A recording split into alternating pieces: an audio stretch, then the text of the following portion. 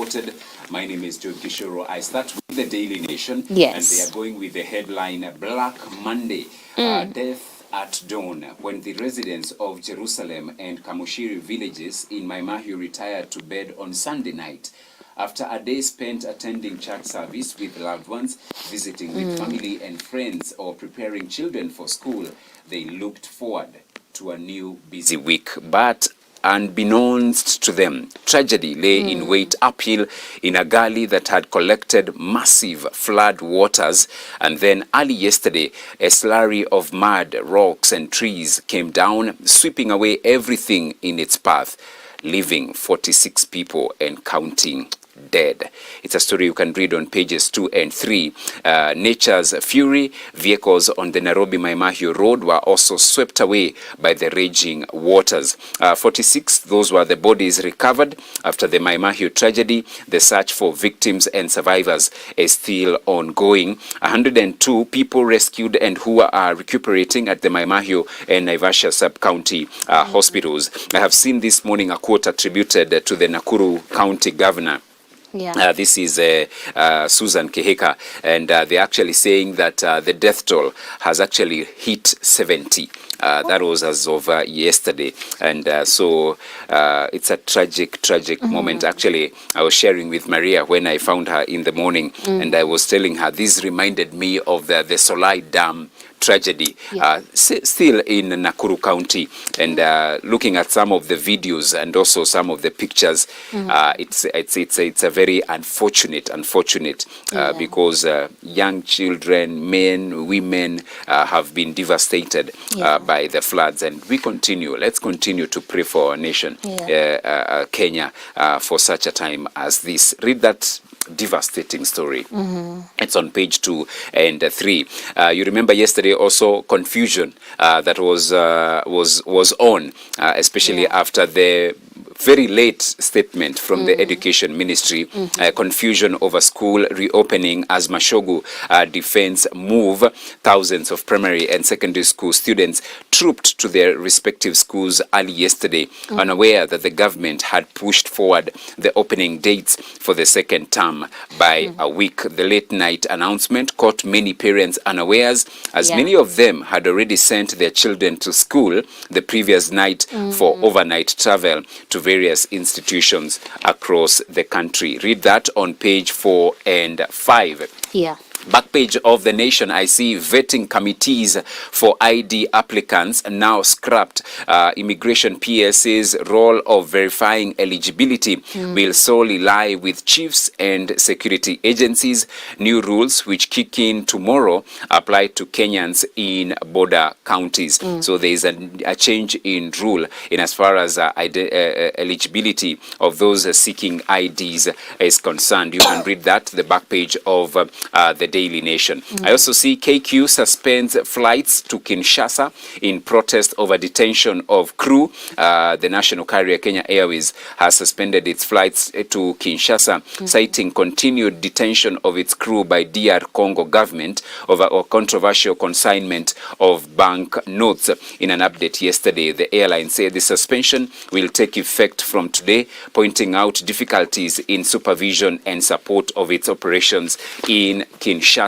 I also see for cheap loans, Kenya yields to tough World Bank conditions. I wanted to see these conditions, what do they entail? So country host International Development Association Replenishment Summit. So Ruto pushes for more resources, says African leaders will take robust actions to improve fiscal discipline. You can read that on page 12. I also see on the same PCEA officials to appear in court for defying order. Two senior officials of the PCEA church have been summoned to court over the installation of a cleric into office as the honorary treasurer despite an order stopping the process. You can read that also on page number 12 inside the Daily Nation.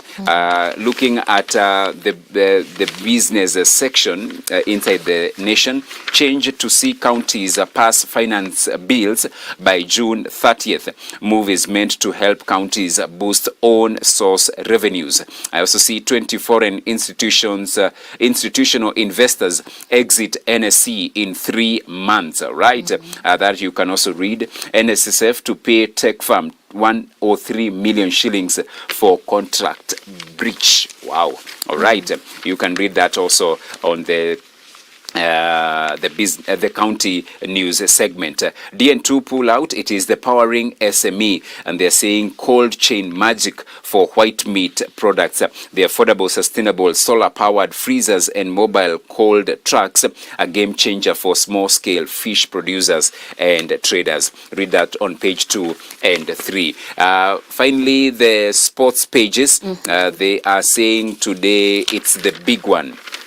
Bayern coach Tuchel banks on 12th man to silence Real. Kimmich rallies teammates to be at their best against 14-time champions. So the first leg, that is in as far as the UEFA Champions League semi-finals, the first leg is on tonight at the Allianz Arena in Munich, as FC Bayern Munich will be taking on Real Madrid, and it promises to be a very entertaining encounter that is on tonight at the Allianz Arena. Who will carry the day? 10 p.m. That is the kickoff time. I also see ex-footballer detained in connection with toddler's murder. What's happening? Retired footballer Collins Okoth alias Gattuso has been arrested in connection with the murder of a 3-year-old girl found dead outside her mother's house in Lucky Summer Estate in Starehe sub-county of Nairobi. Read that story as well. Kenya under-20 lads want better preps for CAP. Chipu will play in the World Rugby Under-20 trophy from July 2nd to 17 this year in Scotland. That is on page 42 inside the Daily Nation. All right, and moving over to the Standard, it's all about the deluge of death. Residents near Kijabe Dam, apparently they were warned about rapidly rising waters, but no action was taken, and thereafter an entire village was caught unawares at night as flood waters swept everything on its way. This is a story that has been given a lot of preeminence, because I see on page 2, 3, 4 and also 6 it's the same story. And I see here 45, the number of people who died in the dam tragedy yesterday. The number is higher because families have reported so many missing relatives after floods swept homes as people slept. And I also see 150 people who sought treatment at Mai Mahiu Health Center. At least 25 were referred to Naivasha Sub-County Hospital. And getting on to it, what I see here is tragedy upon tragedy. I see it's now emerging that hours before the Dark Tunnel Valley Dam burst its banks, killing close to 50 people, area residents had raised concerns over rising water levels. And of course, as fate would have it, this happened. And I see David Chege commenting that this is worse than the Solai Dam incident, as the death toll could pass 70. Many families cannot even trace their relatives. This is really unfortunate. And the statement of the fact that it was communicated that people need to move, people need to find a way to go to, a safer place, but then no action was taken and nothing was done. And this has led to this huge tragedy happening. And I think it's just a wake-up call for us as a country, and even for those people who are living in areas that are really, really, dangerous when it comes to the floods. I think it's time that we really take action. And I see here page 4, still on the same trail of death as destruction as heavy rains pound country. See the accidents captured in videos that have since gone viral occurred some minutes before 7 p.m., making it difficult for the rescue team to trace the victims because it was dark. So this made it even worse. And I see Kenya flood situation as of 28th of April, 68 people have died, 58 have been injured, 17 are missing, 33 out of 47 counties have been affected. This is a very huge number. 25,030 households have been affected, 11,275 households have been displaced. We have 11 critical facilities, 9 health facilities have been flooded. 35 schools have been destroyed, 481 business hampered, 5,000 plus livestock have been lost, 26,000 plus areas of crops destroyed, and 31,000 people in informal settlements of Kware, Kibera, Viwandani, Mukuru kwa Njenga, Kayole, and Mukuru kwa Ruben have been affected. And we also have some displacement camps that have been set up in Busina, Kisumu, Homa Bay, Migori, and also Kirinyaga. This is from the Red Cross. And moving on, page 6, still on the same, backflow of Lake Victoria has destroyed fishing in Migori County. The backflow has eroded 27 landing sites and destroyed fishing banders in Migori County. The phenomenon has disrupted fishing activities on the beaches along the lakes. Julius Onyango, who is the chairman of the Luanda Beach Management Unit, is saying, we fear for the worst if the water continues rising. The flooding has really shocked us.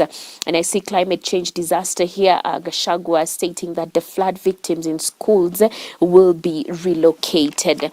And I think this is one of the reasons why schools could not even reopen, because some of these schools are being used as rescue centers for most people who have been displaced. But this also shows us that, you know, have we really thought of ways to mitigate, you know, such catastrophes? You know, if at all we are using our schools, then at such a time as this, it only means there's a gap. But even on the financial standard here, we are being told here that new control of budget data shows most of the devolved units were yet to draw from emergency funds as of December, despite devastating effects of the El Nino rains. Counties have yet to spend 973 million budgeted for emergency services in the 2023-2024 fiscal year. What are we even waiting for? I see here this comes even as raging floods continue to cause havoc across the country, killing dozens and displacing more than 100,000 people.